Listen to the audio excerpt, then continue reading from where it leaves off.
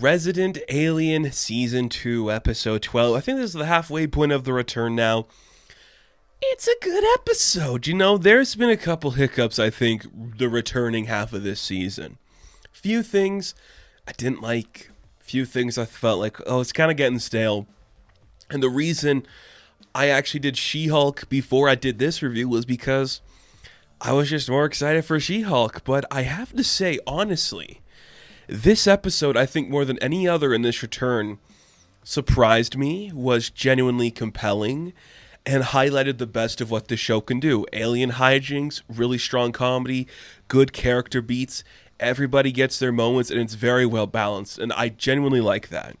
First off, it's Halloween and Patience, which you would think would open up the door to like a certain type of hijinks, which we normally get in a show like this, but we don't do it. The thing I'm referring to is, it's Halloween, everyone's in costume. That means Harry can just be his true self and walk amongst the people, and everyone will be like, wow, good costume, Harry. That doesn't happen. Harry does stretch his feet a little bit as an alien, but he doesn't do it in the comfort of like society. He does it in the backwoods in a big icy planet just doing nothing. And I think that's really interesting. Because I would have liked to see, you know, like maybe the sheriff and Ben see him as the alien and just be like, wow, that's a great costume. But I think it just works a little bit better that he's just off on his own terms. I'm like, that's kind of a fun idea to play with. So I'm glad they did that. This episode, Harry is very much struggling with his humanity. He thinks he is too human. He thinks he's too involved in their lives. And I know I say it every episode, but we just got to talk a little bit about the brilliance of Alan Tudyk again, because he is so good at letting the gears turn in his head. Like, I'm sure he did the narration after he did the actual, like, physical performance. But you can just see, like, his timing is perfect where he's saying the narration and his reaction on screen is happening. It happens so much throughout this episode where he's like, I don't care. Do I care? Oh, I do care. Why do I care? And you're just like, the gears are turning so perfectly for him. It's working so effortlessly. What a talented actor. Because it happens of a couple moments. He thinks he just cares about Asta. Maybe he cares about Darcy. You know, she's got like an injury on her knee. She wants to compete in the skiing tournament. She needs this. It's the only thing she's really good at. So maybe she's going to need help. He helps her. Feels good about it. Sahar and him lose the baby. She feels bad that she couldn't keep the baby safe. She gives him a hug. Just an embrace like, I need physical touch right now. And guess what? He does it. He's learned to be human. It's interesting. I like it. It's Halloween. We're in the future for a bit. We'll get back to that here. A lot of good stuff. You'd think the Halloween thing would play a bigger role, but it doesn't really. We just have a couple people in costume. Ben and Kate do a Sonny and Cher routine. I love the incessive nature of just Ben trying to be like, you guys want some stew? I got stew, babe. Like, he's done the joke more than once with different types of things that rhyme with you. Kind of funny. We see that Max is Frankenstein, which I like that because it's just like a classic horror monster of science fiction. Thing is, and please, if you are a person watching this review who has young kids, please let me know if today's children know anything about Frankenstein. I'm sure they probably do. They can recognize the iconography, but is anybody like a Frankenstein fan? You know, I am, because that's just like a weird thing I am, but I don't know if today's audiences are. So it's interesting that way that they did that. A lot of Max and Sahar in this episode, which again, it felt like for the middle half we were missing them. So now that they're kind of just like shining again in the forefront, it's kind of interesting. Linda Hamilton's like pretending to be a lunch lady. Sahar picks up on it instantly. But Max is just, you know, I'm kind of popular around here. You know, people like me. I held the taco record for something. But Sahar's a smart one. She is given a lot to do. Like that young actress, very talented. The way she just has like an entire scene where she's trying to mimic like the vocal patterns of an alien, where she is freaking out that she lost the alien. It's really good stuff, and her and Harry play off each other very well. The kidnapping scene is very funny. Just the jokes that come from that are great. I really dug that. It makes for some just great television. I really think that was really interesting. You know, good stuff. And we are doing the ski resort. Or is it the ski resort? It might not be a ski resort. It's just like a resort's coming to Patience.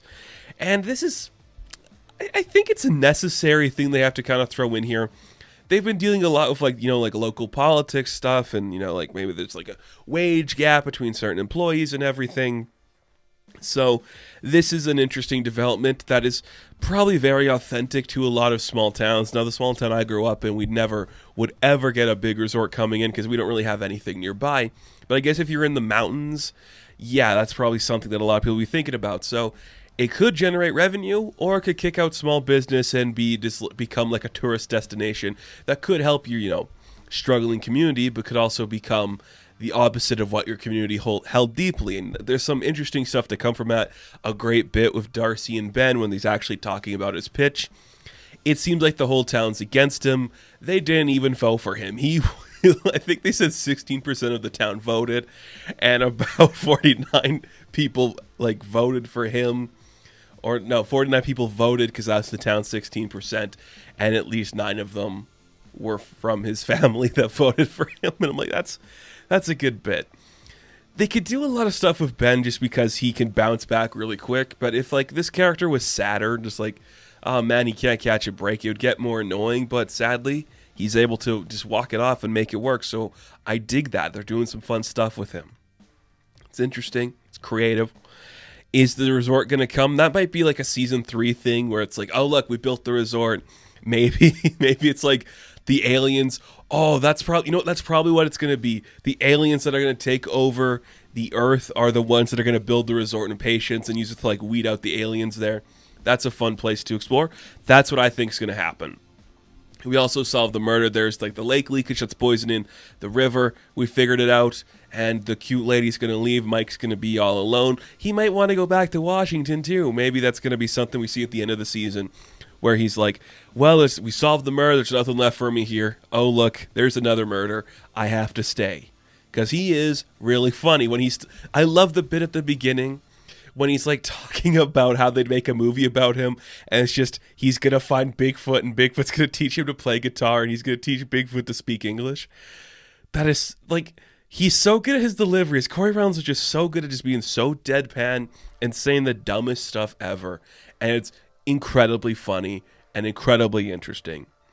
But we also have a scene where the girls, they take Kate out and they're look at all this history we're going to lose if we get the resort in here. So maybe we're just not going to do the resort, but I think you got to.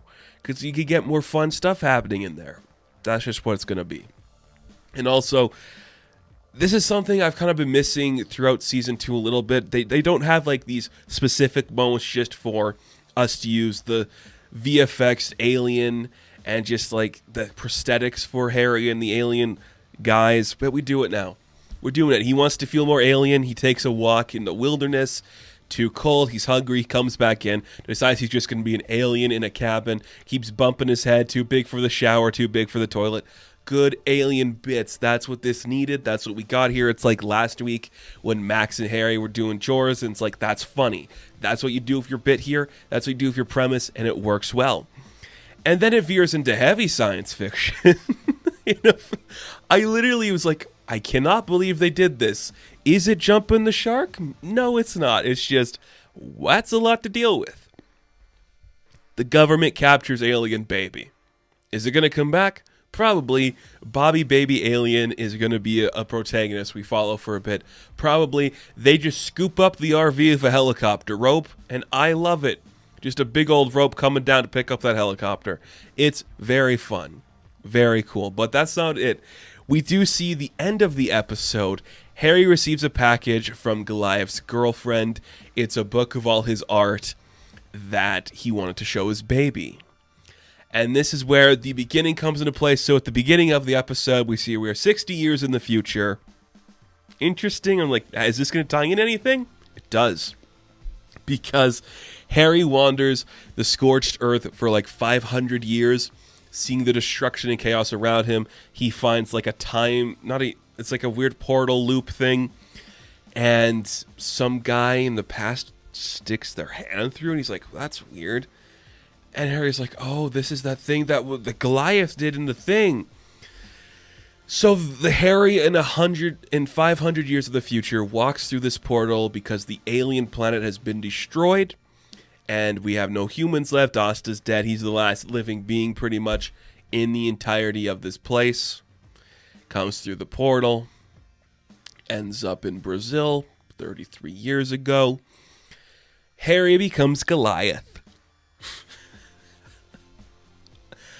I didn't think the show would do that. It just felt like, okay, that's an interesting. That's like an interesting development. That's a little more eccentric than what the concept's been thus far. Interesting.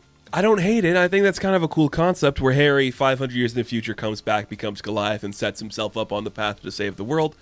That makes sense. That is Terminator-y. That is very science fiction-y. Let's see how it plays out, Cotton. You know, there's something about that could be compelling. I hope it sticks the landing on it because that's a lot to deal with. And there's a chance it could miss the mark, but okay, I'm along for the ride. Let's see what you got from that concept. I would be very curious to see how that's going to land. Interesting. And, you know, like the VFX sometimes, not the best of the Scorched Earth. You could definitely see where, like, the CG and where, like, the green screen was, but it's okay.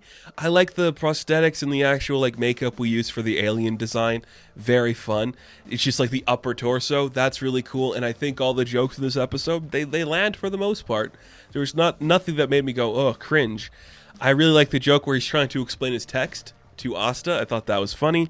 And I was very pleased with this episode. It feels like we're getting back on track. We got maybe 4 episodes left this season, and I think we really hit the ground running this time. So I can't wait to see what's coming next from this show.